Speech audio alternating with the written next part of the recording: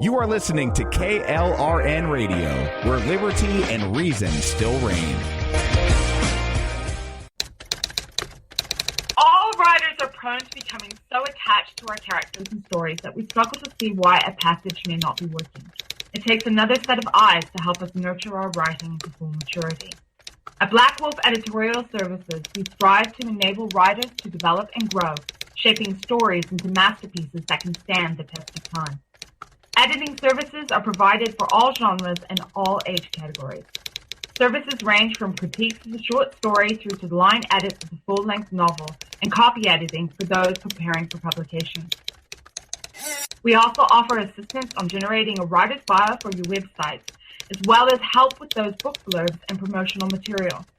We won't abandon you to the masses. We want to celebrate with you in your successes. Black Wolf Editorial Services, nurturing your writing into maturity. For a full list of services and prices, visit us at blackwolfeditorial.com.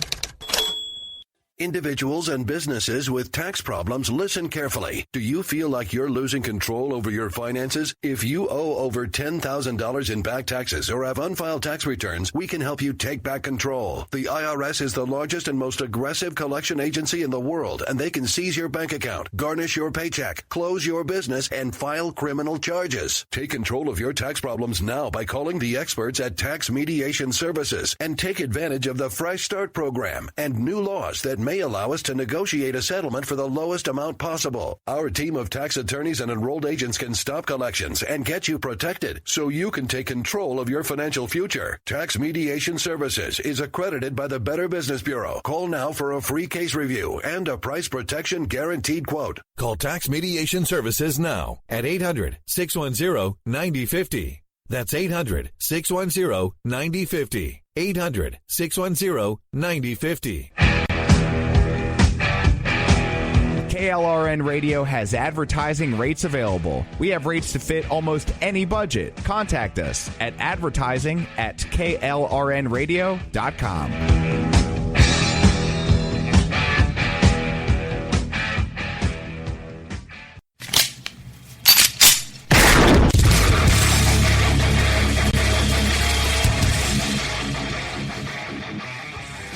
This is Slickery Trigger for Rebel Road Tactical. With proper care and feeding, your pistol will be ready when you need it, there to save your life. Shouldn't your gear be that good? Whether you need a holster for comfortable everyday carry or a tough-as-nails holster for your next training course, Rebel Road Tactical has what you need. Check us out on the web at rebelroadtactical.com. Tired of paying outrageous prices for Viagra? Well, we have great news for you. Now you can finally get Viagra at huge discounts. Healthy Man allows you to save up to $500 on Viagra. Why pay U.S. pharmacy prices of $15 per pill or more when you can get Viagra for less than $3 a pill? Call today and get 40 Viagra pills for only $99. This can cost as much as $600 at your local pharmacy. You can't afford not to call us. If you want Viagra at the lowest prices, never pay $15 a pill pharmacy prices again. Get Viagra for less than $3 a pill. Call 1-800-516-7602 today and save up to $500 and get 40 pills for just $99. Healthy Man is fast, easy, and affordable. Operators are waiting at 1-800-516-7602 to take your call right now. Call 1-800-516-7602. That's 1-800-516-7602. Again, 1-800-516-7602. Get ready to fight from within. You're about to go behind enemy lines. Roger, 3-2. Goliath copies all. Go ahead. The target is surrounded by multiple firms entering what appears to be a residential area. Requesting permission to engage. From the People's Republic of New York City, you're now going behind enemy lines with Gene Baradelli and Russ Gallo.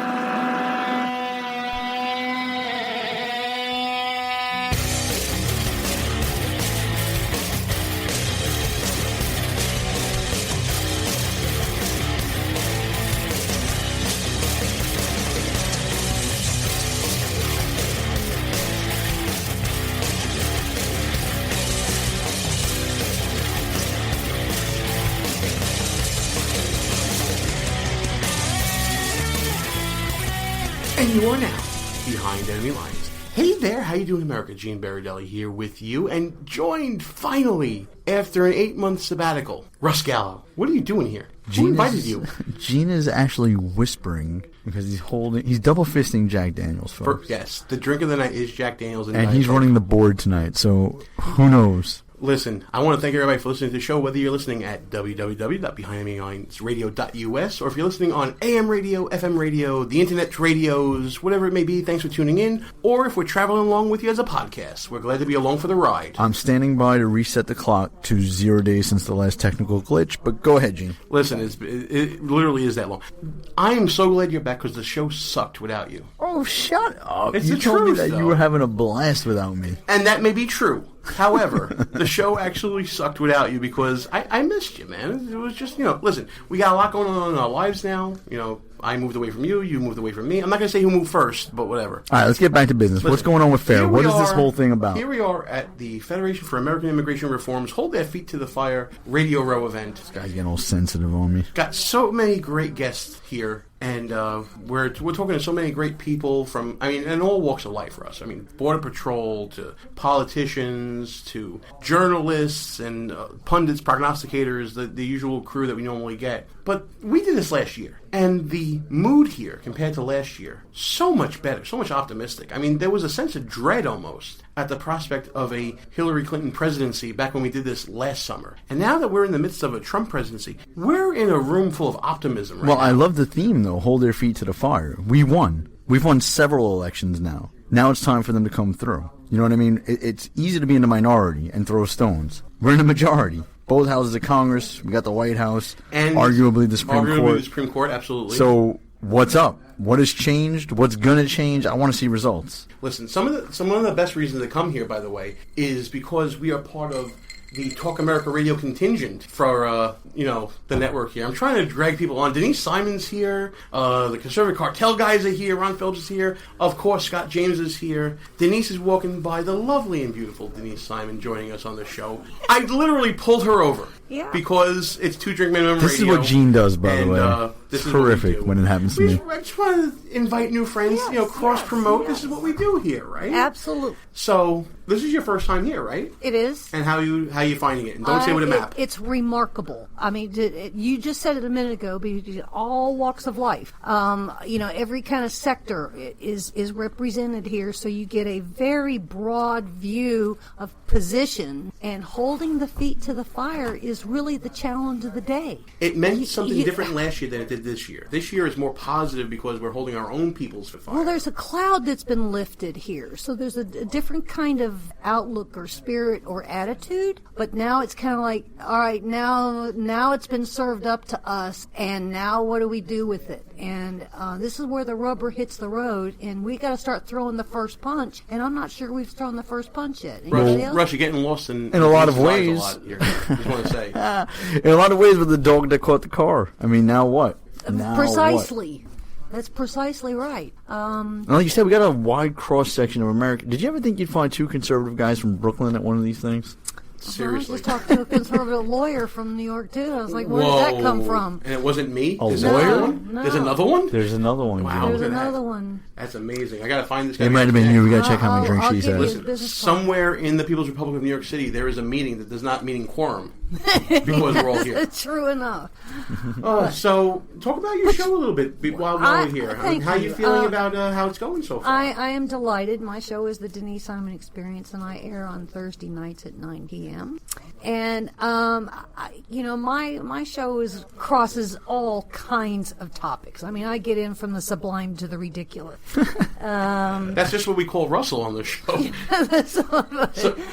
This one is kind of interesting because this will end up being a series for me because my show's 2 hours, and so I wow, that's impressive. That's tough. I do 30-minute segments, and so this will be kind of like a chapter and verse for my listeners for a long while. But that's a good thing because they get to hear so many other voices. I've had an immigration attorney on. We got the top dogs here from FAIR, and then we got the sheriffs and the Border Patrol people and the policy people. Those are all big things issues. But my concentration is of the abuse of the system, and I don't think we've cleaned that up yet because we have been so emotional about all these other things that we are not cleaning up the policy part of it, and we're not cleaning up the dollars that are spent in this. So that's one of my big concerns. Once the dollars start drying up, then I think things will change dramatically. What say you? I mean, how do we dry up the dollars, though? That's the challenge. Once you start funding something, how do you not fund it? Therein lies where you got to hold the feet to the fire. I mean, USAID gives billions out that we can't account for, that goes to crazy things. The Meredith Initiative going into Mexico, nobody's accounting for that. The Millennium Challenge, all these grants. I mean, we're talking probably in a spectrum of $1 trillion or so,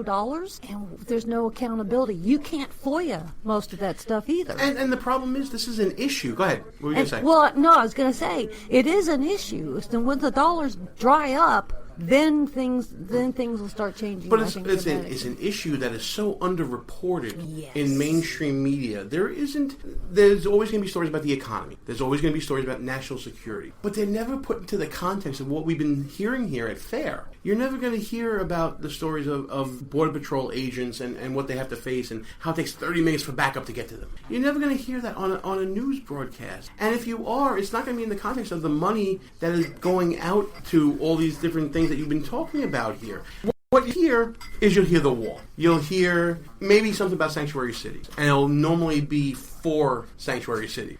What we are hearing here at FAIR is the news that doesn't get out. This is why FAIR is so great at what they do here. This is the news that doesn't get out, and they dedicate so many hours of airtime by gathering all of us hosts here together. And honestly, lavishing us with this beautiful setting in the hotel that we're at, and saying, listen to these stories. And an inventory of people to talk to. I think their inventory of people that they presented to us was a gift, because, I mean, they have given us that cross-section. People that we otherwise wouldn't have necessarily dug up, and rightly so. Oh, there's no way we could gather this many guests and have them all on one show. No. I mean, Russ doesn't have anything to do with booking or anything like that, but, he but leaves all that to me. But booking aside, which obviously tremendous work, the right really has taken a hold of social media and new technology, and I don't think they get the credit. I don't think we get the credit we deserve in the mainstream media. I mean, I remember when Barack Obama was running for office and they said, his social media presence is tremendous. First of all, Donald Trump's media presence is insane. Twitter. But look at all these, upstart podcasts or podcasts that are also casted onto actual terrestrial radio. It's mostly right-wing, right-of-center shows. We've built a great bench, haven't we? And that becomes another, that's a double-edged sword, because we have these tools now, and we better start delivering the message, and then if we don't, then it's our own fault. And to manage all of that is huge.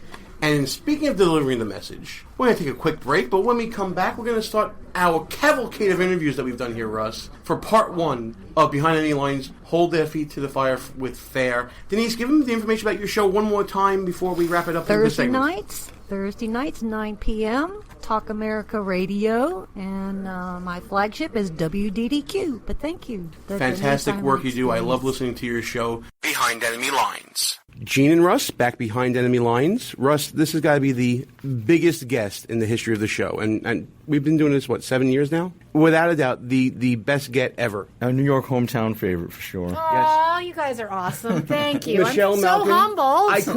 I can't even come up with an introduction.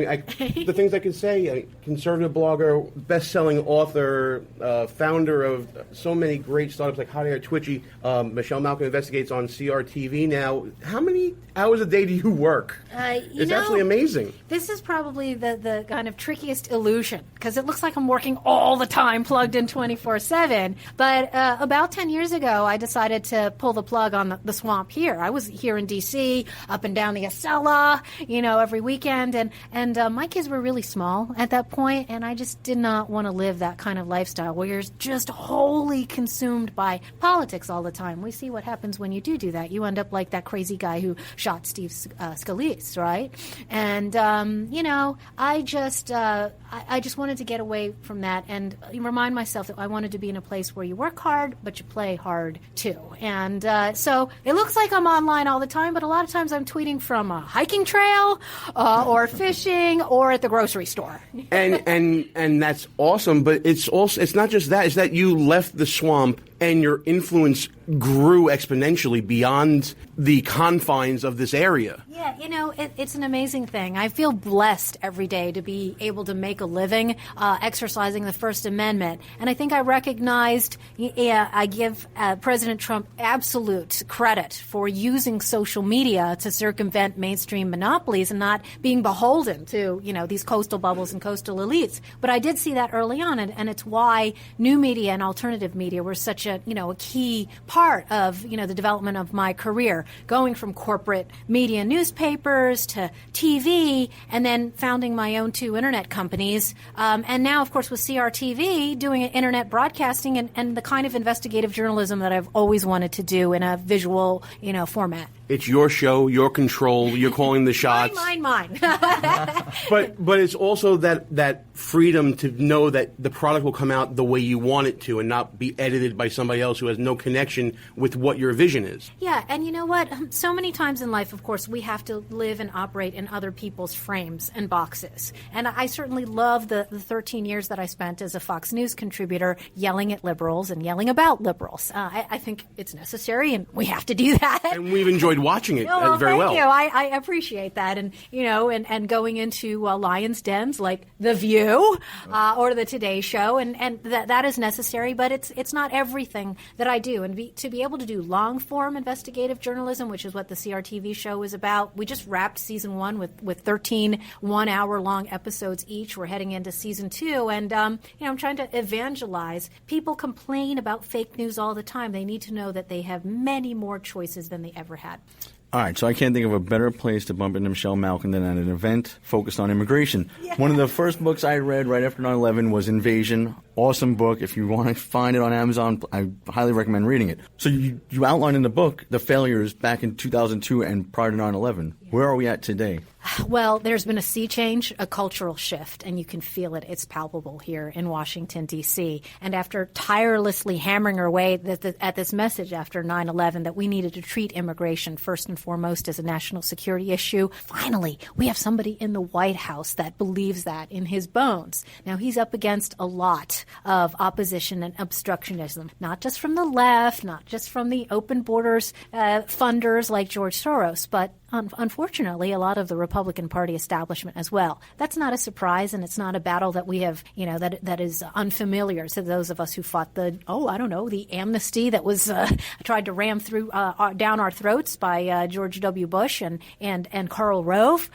So change and reform might not happen as quickly as I wanted at 200 miles an hour, but we're getting there. And this week we've got these 2 major bills trying to turn back the sanctuary cities and sanctuary states in this country, outlaws. And that really should just be the start. I don't want these to be sort of tokens that are tossed like crumbs to ordinary Americans who want to see Trump fulfill all of his promises. We saw firsthand in the People's Republic of New York City, yeah, right. as we like to call it on the show, Bill de Blasio and his New York City ID, $50 million wasted to have undocumented immigrants be able to have a municipal ID. Now they're even talking about creating a separate municipal ballot so that those people and New York City ID can vote in municipal elections. It's it's bizarro land in New York City now. So while, case law and the No Sanctuary for Criminals Act can do something for funding, there's still this defiance in these entrenched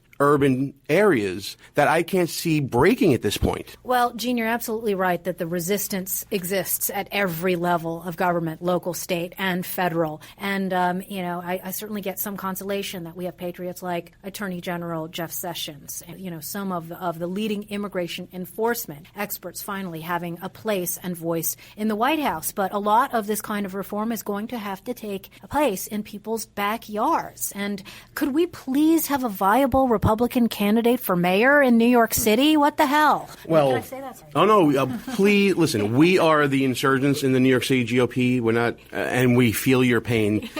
We're working on it. Good. Nicole Malliotakis, maybe, but we'll see. No money there, but whatever. So I'm like We baffled here. get flustered when we talk about New York City. But we watched old videos of Hillary Clinton and other Democrats from 10, 15 years ago, and their stance on immigration was not that far out there. Where did the left make this hard turn to where they became totally irrational when it comes to the topic of immigration? They don't want to deport criminals. They don't want to stop sanctuary cities. But 10 years ago, they weren't saying these things. Yeah, that's a fantastic point, because you're right. There are these video clips of Hillary Clinton saying that she was against driver's license for aliens, even making noises about some even symbolic reform of the H-1B visa racket for foreign guest workers. And then you're right. They pivoted so hard left. I mean, it's not even worth putting adjectives in front of the left, progressive or radical. I mean, they're all just extremist, nuts, unhinged leftist. And if they keep going the way they're going, we're going to have a second Trump term. There used to be, even during the Clinton years, Bill Clinton years, there were, your Reagan Democrats who were on board with the FAIR agenda. People forget that Barbara Jordan was one of the heroes. This was an African-American congresswoman from Texas who talked and supported issues and positions, to the right of Pat Buchanan on immigration reform. Even Cesar Chavez was against illegal immigration. It's People amazing. don't remember that. All the countries that we're trying to send illegal immigrants back to have more stringent immigration laws themselves than we do, and they criticize us for being uncompassionate towards these people. It's literally a world gone mad. We have to talk about the book. Yes. The wonderful book Sold Out that is out now. John Miano was around before, and we were listening to him. Yeah. How did you link up with John? So I actually met John Miano after Invasion was published. I met him at CPAC in 2003. Everybody meets at CPAC, Russ. It's kind of what we do. It is definitely worth networking. You never know when somebody you meet randomly will end up co-writing a book with you. So, over the years, my views had sharpened as I actually dug into the data on H-1B. It had never been sort of a premier issue for me, and it sort of had been a reflexive slogan among many sort of mainstream D.C.-type conservatives to say, I'm against illegal immigration, but I'm for legal immigration, which is another empty platitude, because the question is how much and where from? And, every bureaucracy that's under siege in the Department of Homeland Security with regard to illegal immigration is just as much so with the, inflow of 1 million green cards every year granted to people from around the world. And then all of these short-term temporary programs, which are unvetted and unpoliced. 40% of the illegal aliens in this country are visa overstayers, and there's still no complete entry-exit system in place to make sure that when their expiration dates come up, that they leave. This was supposed to be one of the top agenda items of the 9/11 Commission. It's still not done. And Trump caught a lot of slack during the campaign for using the term extreme vetting from certain countries. Right. Meanwhile, the 9/11 hijackers were all technically vetted because they were here on some official status at some point. I don't think he was that far-fetched saying we need to have something called extreme vetting, some kind of process. Yes, and there is no orderly process. It's complete chaos. And, the people have been talking about the deep state, right, and how it is undermining Trump's foreign policy agenda. They're under siege every day from these encrusted barnacles that are Obama holdovers. We still have Clinton holdovers in the Department of Homeland Security who are undermining the men and women on the front lines. I've been talking to Border Patrol agents, not just here at this conference, but over the last 25 years who've been decrying this. And so even though we've got new people at the top, it's really those, bottom layers of people who are really just have no adherence to American sovereignty and rule of law. It's very interesting you mentioned that, because we were talking to some Border Patrol agents during the conference, and they had said exactly just that. The people who were there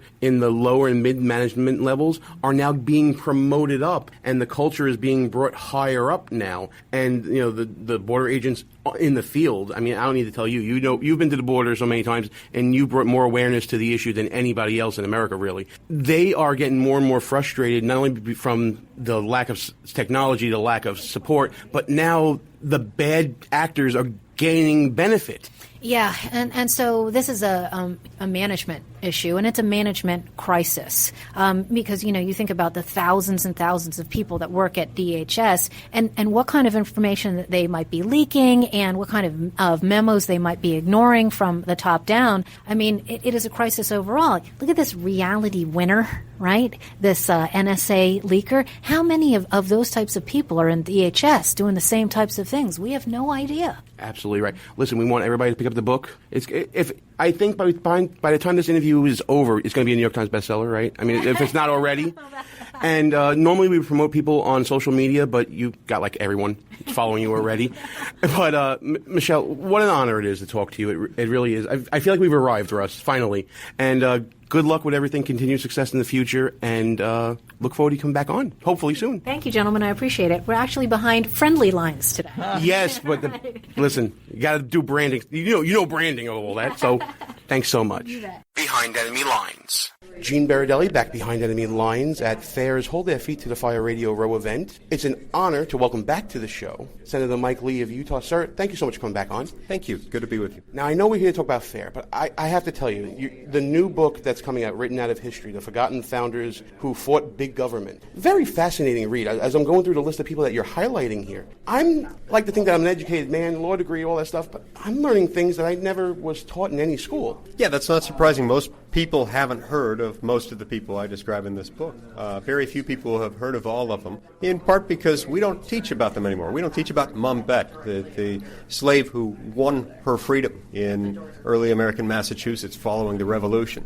We don't learn much about Elbridge Gerry, who was both a signer of the Declaration of Independence and an attendee at the Constitutional Convention, in part because their stories don't fit our modern narrative, a narrative that talks about how big government based in our nation's capital is necessary for everything we do. We'll hear little snippets. We'll hear about Aaron Burr in a duel with Alexander Hamilton. We'll hear about Elbridge Gerry and gerrymandering, and his name will reign in infamy for that. But you never get the stories that, the Iroquois Indian who taught Benjamin Franklin about separation of powers. Fascinating stuff. It is indeed.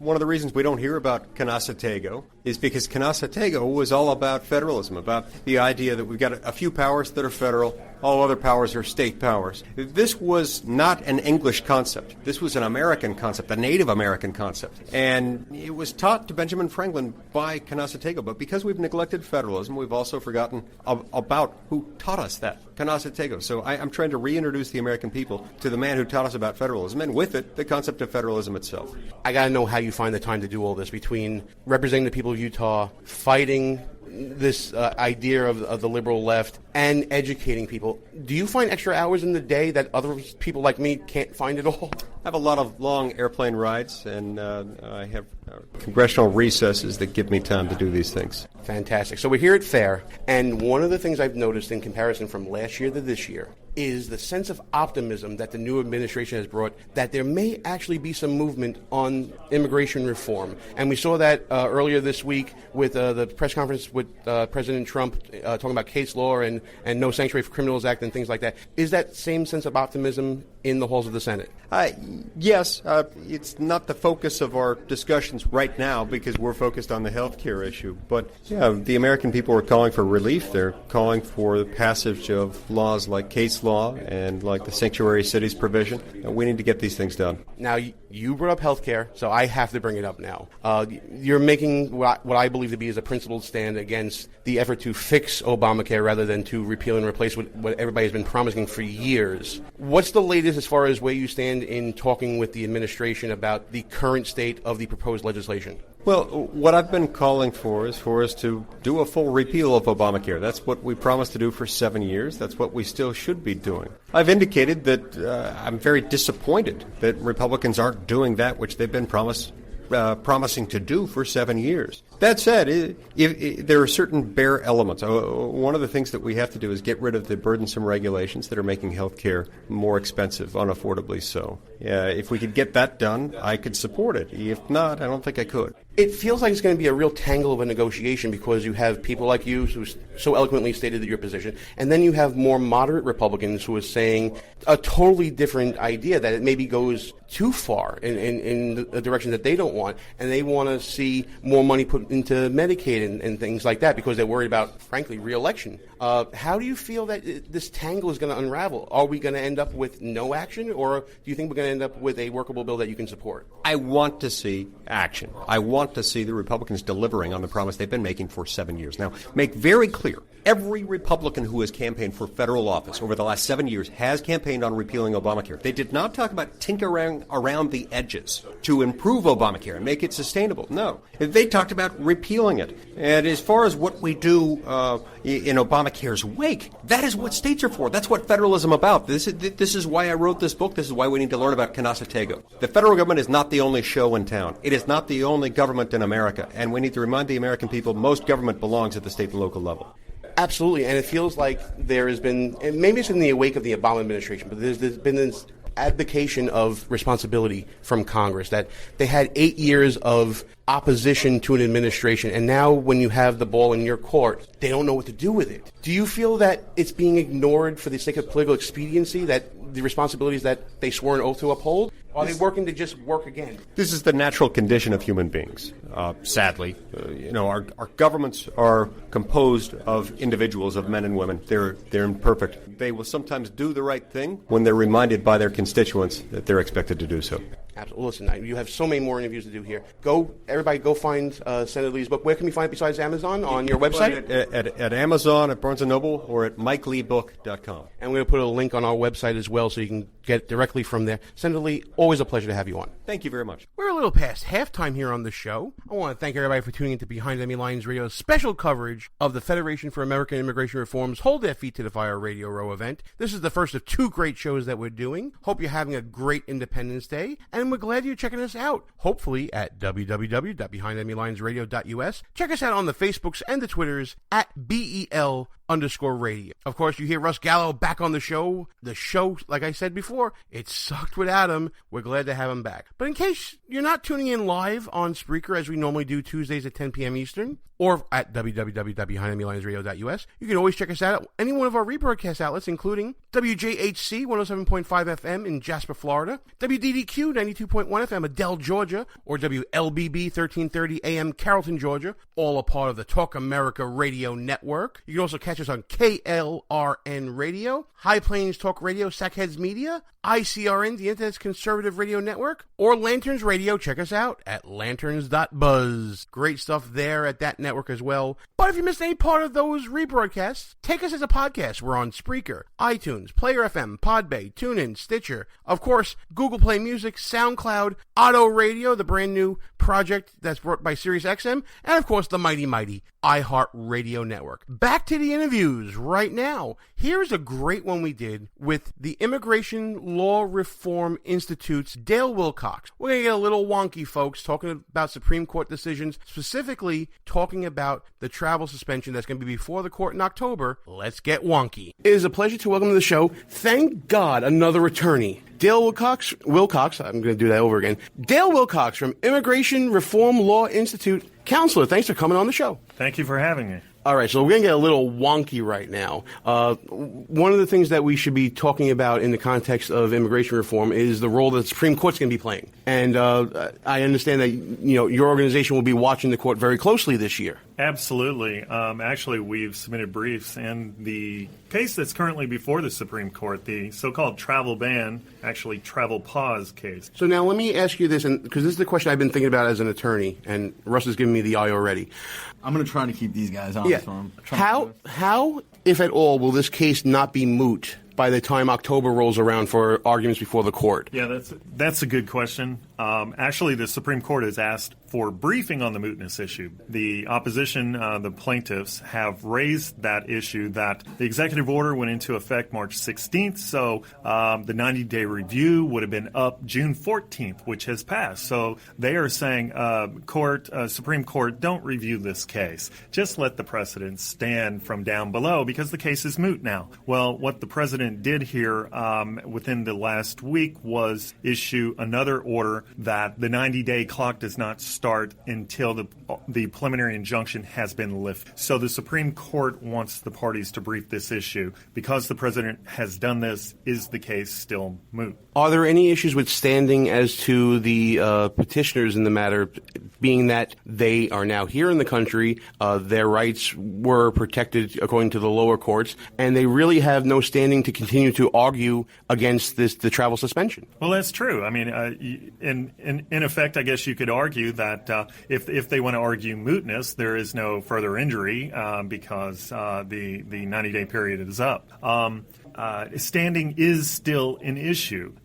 Immigrants have some constitutional rights, depending, the scale of constitutional rights is a sliding scale. So, thankfully, the Supreme Court 9-0 said that anyone who's never had any connection with the United States, you're not protected by the U.S. Constitution. You have zero constitutional rights. Now, the court did hold that the legal immigrants who brought this case, who wanted to bring in their family members, they do have some protection. So they're able to proceed with their case. Technicalities aside and lawyer speak aside, does the president have the ability to issue an executive order to a part of the executive branch of government dealing with immigration, such as this travel pause, as you called it? Absolutely. Not only was the president acting lawfully pursuant to the Immigration and Nationality Act, our main immigration law, Congress long ago authorized him to exclude any alien from the country if he deems them detrimental to our interests. However, statutory law is subject to constitutional law. So what the plaintiffs in this case have done is they've argued that he's not only exceeded his statutory authority by Congress, but he's violating constitutional rights. So they're arguing that, oh goodness, he's violating my stigmatizing me as a Muslim based on religion, and that violates the First Amendment. So that's and the lower courts basically ruled on the First Amendment issue, the religious discrimination argument. Although the Ninth Circuit did reject that and said, oh no, the president did not adequately explain why he was excluding these individuals. What I don't understand what the lower courts did is how they could reach back to statements attributed to a candidate who is not a member of government and then use those statements for when the candidate becomes chief executive to demonstrate proof of some sort of executive intent for the action he took in office. It just doesn't add up to me. Absolutely. It doesn't comply with precedent. It was a very unusual move for the court to accept statements by a then candidate.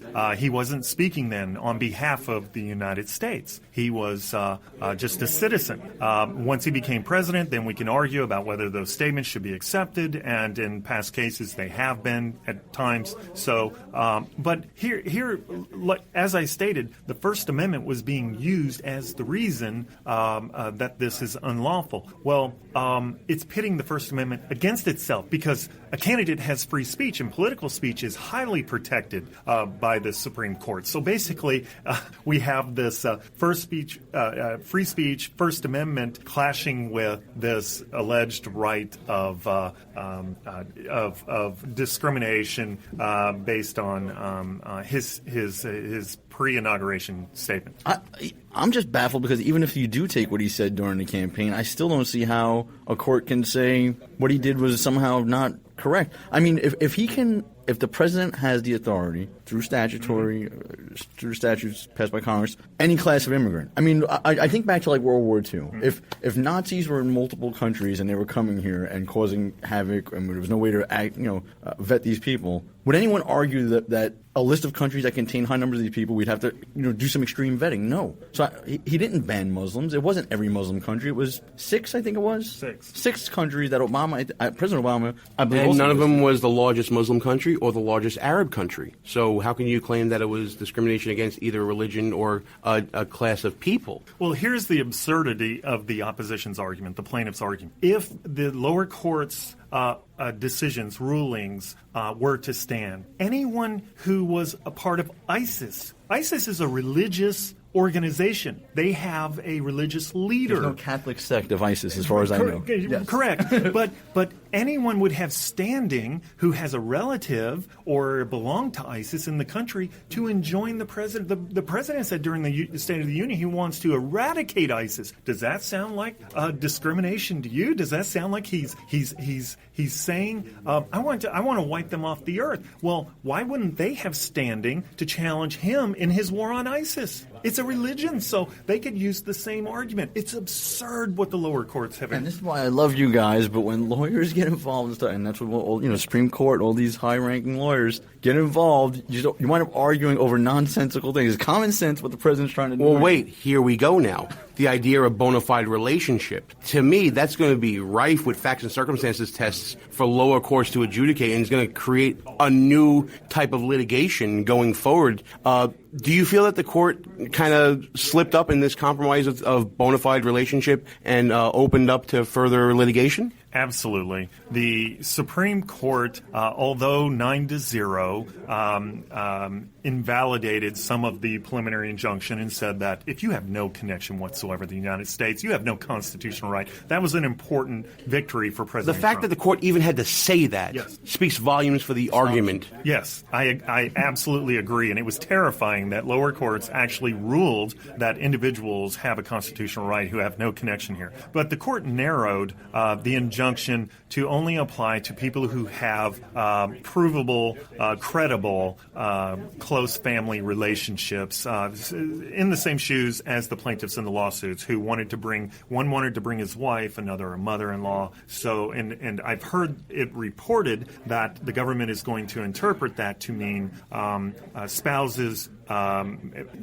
immediate family members, children, not grandparents and not cousins. So they're not going and not siblings as well.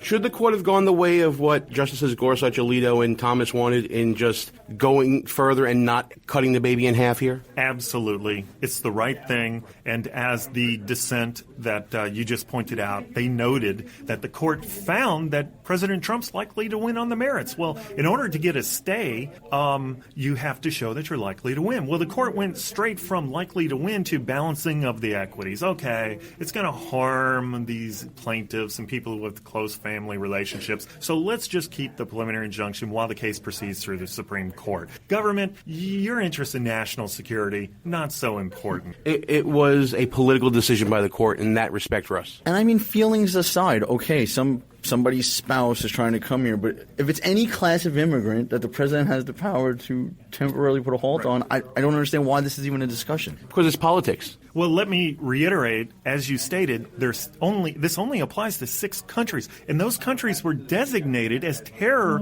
risks by President Obama. So Trump didn't make some political decision. He didn't pull these countries out of his hat. They were already designated as risk countries, and we're talking about countries who do not have adequate documentation on like birth certificates and whatnot because they've collapsed to the point where there's no way to vet these people. Yeah, we joked around about this the other day saying, let's pull his driving abstract from the Syrian DMV. It's like it doesn't exist in these places. Absolutely. So this is what President Trump's trying to do. It's not a Muslim ban. It's not a ban, period. It's a pause just for 90 days so the government can, upgrade its vetting procedures. Number 2, can assess each of these countries to determine what documents they have available. So look into your crystal ball real quick. Where is the Supreme Court going to go on this when it's all said and done? Well, the court has put it at the top of its calendar in October. They could rule as early as December. Usually only unanimous opinions are delivered in December. It could go as late as June or July. But I feel that when the court gets to the merits of the case, Trump will be victorious. And will the Immigration Reform Law Institute be submitting any briefs with this case? We've submitted briefs in the lower courts, the appellate courts, and we submitted one asking the court to accept this case on appeal in the Supreme Court, which they did, and we will be submitting briefs on the merits when that time comes. This is the sexy part of the law that I really wanted to get into when I was in law school.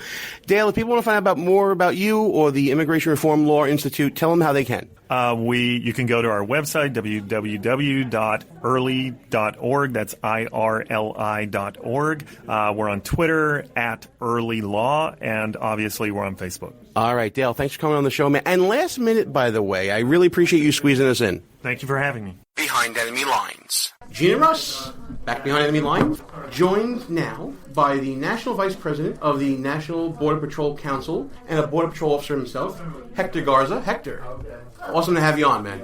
Thank you for having me. I really, really appreciate it. Listen, you guys have been rocking and rolling. I mean, I don't want to talk about the competition or nothing, but there's another radio show across the way from us that Hector hosts, and they've been rocking it today, Russ. Actually, tell us about it. It's the Green Line. Yeah. So it's a Green Line. It's a radio show that the National Border Patrol Council holds, and it's the only radio show that's hosted by active Border Patrol agents. We're pretty much it's run by myself, Hector Garza, Art Del Cueto, who's out of the Tucson sector, and Chris Cabrera, who's out of the Rio Grande Valley sector, out down there in South Texas. So, for those of us who don't understand the organization of the U.S. Border Patrol, and you're talking about sectors, I'm a guy from the Northeast that knows absolutely nothing. Explain to us how the organizational structure works. So we, at the very top, we have the Department of Homeland Security, followed by Customs and Border Protection, and then followed by the Office of Border Patrol. That's where we come in, Border Patrol agents. We are located along the nation's borders. We have 16 different sectors along the border, and it's divided up by sectors. For example, I'm from the Laredo sector, which is in South Texas. And we have other sectors like the Tucson sector, the San Diego sector, and so on and so forth. It's got to be a massive undertaking to even manage just one sector. I mean, the Laredo sector, I got to think, is an absolute hotbed, right?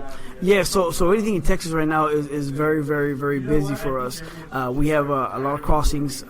We know that since President Trump took office, some of those numbers came down. The apprehensions were lowered, the crossings were lowered, but something that did not go down were the actual drug apprehensions. Those are continuing to today. How is the morale in the department or the agency? I'm curious. I mean, coming from New York and being Republicans outnumbered over there, I would imagine that the morale for the past 8 years prior to Donald Trump was pretty low. So you're absolutely right. The past 8 years, our morale was really, really, really low. The National Border Patrol Council, that which represents Border Patrol agents, we ended up endorsing Donald Trump. Our agents were very happy that we endorsed Donald Trump. We're glad that we endorsed him because Donald Trump is all for border security.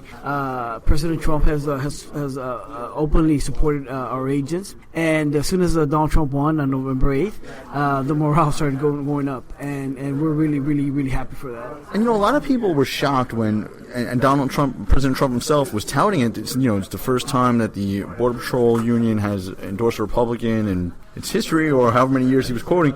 But we spoke about this with a previous guest. Democrats prior to Barack Obama were not that far off on immigration stances to where Republicans are today. I don't know what happened since the election of Barack Obama to where the left went off the deep end. Basically, they want no enforcement. I don't even think they want a border patrol.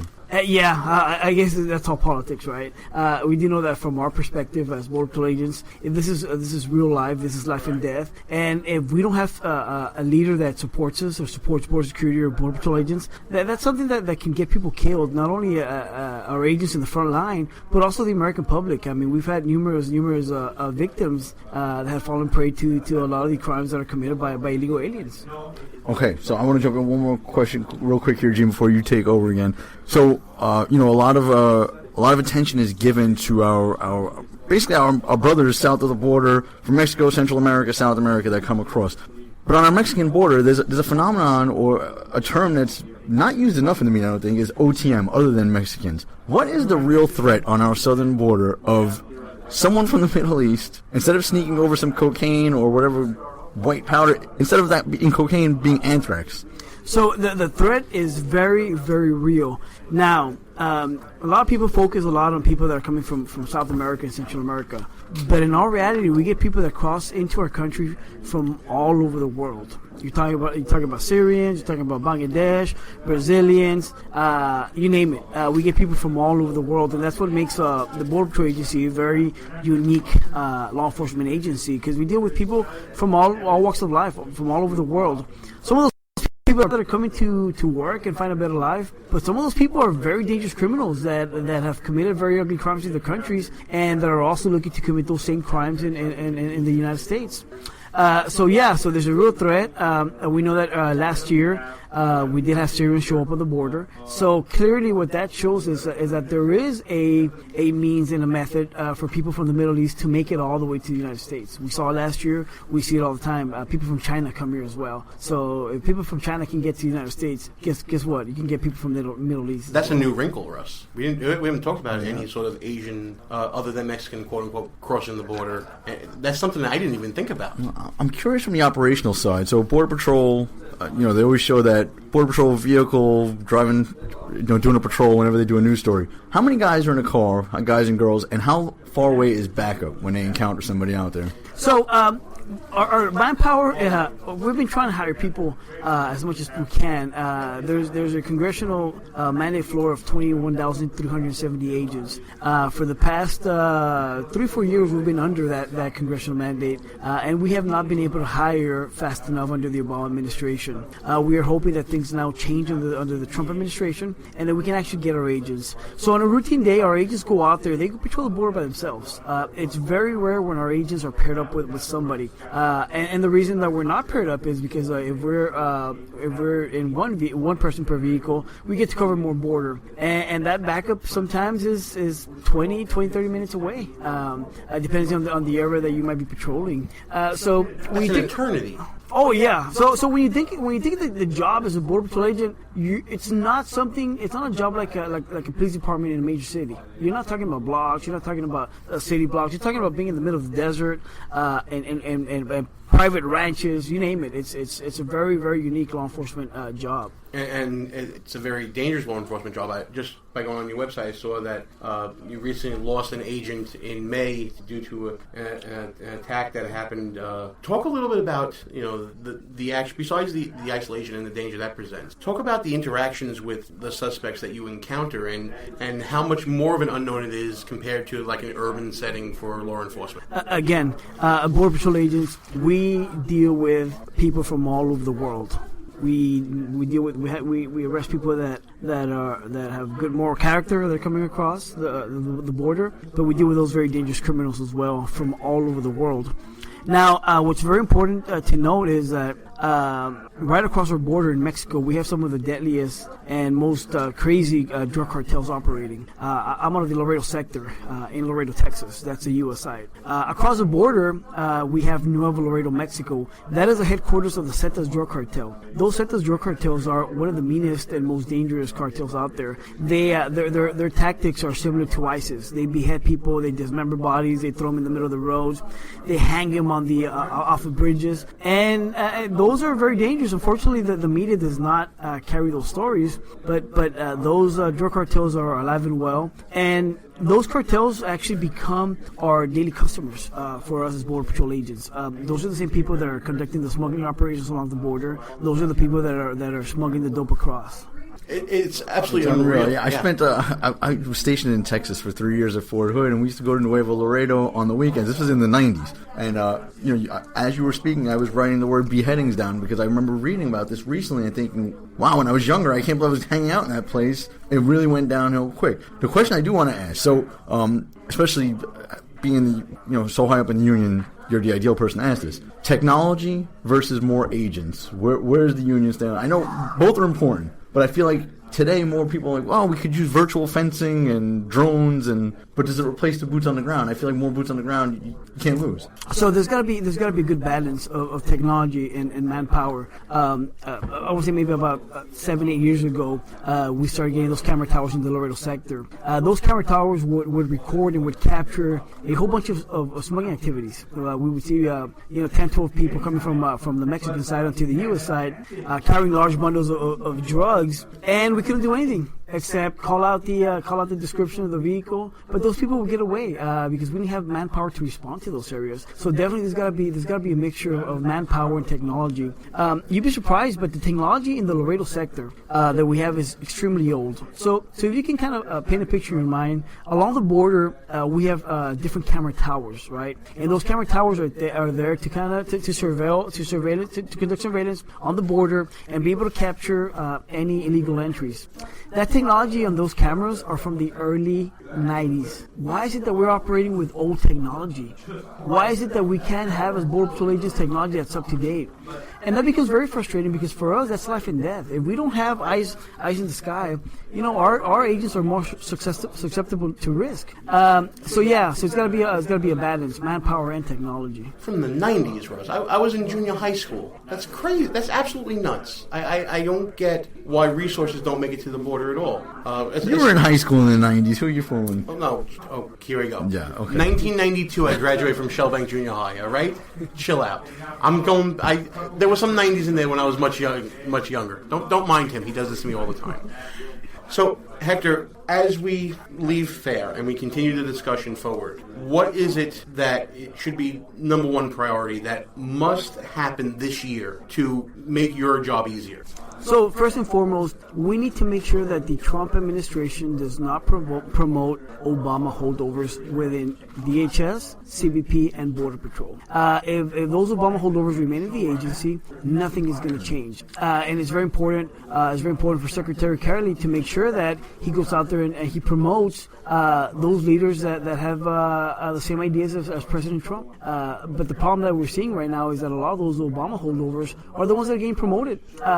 The same administrators, same managers that were responsible for killing morale, and the same managers that were responsible for implementing catch and release are being promoted. And I think that's something that's very important for us to know. We have to make sure that those Obama holdovers don't take over the agency, and make sure that the administration makes it very clear what needs to be happening on the border, that our Border Patrol agents receive the resources that they need, and that the American public continues to be informed on these matters. It's the deep state all over again, Russ. Listen, it's a problem in every one of the It's insidious in every agency. The bureaucracy. It's like you said, you cut off the head, but those guys at mid-level management, what a problem. Listen, I'm going to let you get the last question here, but I want to make sure everybody goes and checks out bpunion.org, the website for the National Border Patrol Council. It's a great website with a lot of great information. It's also where you can listen to the Green Line, right? Yeah, that's right. You can listen to the Green Line radio show, and you guys will be very, very pleasantly surprised that it's a good show. It provides very good information as well. We're doing nothing but plugging the competition, Russ. I don't get it. Well, listen, we're all in the same fight together here. There's plenty to go around. I'm going to let you get the last question here, and then we got to let Hector go. What's the stance on the wall? What's the union think about the wall? So as a council, what we believe the wall is that we don't believe that there should be a wall along the entire stretch of the border. That wall needs to be placed in strategic locations, and we feel that wall should be placed in areas, for example, like Laredo, in the Laredo sector. In Laredo, we have a river that divides both countries. A lot of our local politicians, they don't want a wall, and they say that we already have a natural barrier. But in all reality, that natural barrier does not stop anybody. People walk across that river like nothing. So we need to make sure that we place the wall in strategic locations, areas where there's high illegal activity, high drug smuggling, high human smuggling, to be able to curb that trend. We need to make sure that we place the wall in the areas where these deadly cartels operate. We need to stop their business, and the only way to stop their business is by building a wall and investing in manpower and technology. That's the most important thing.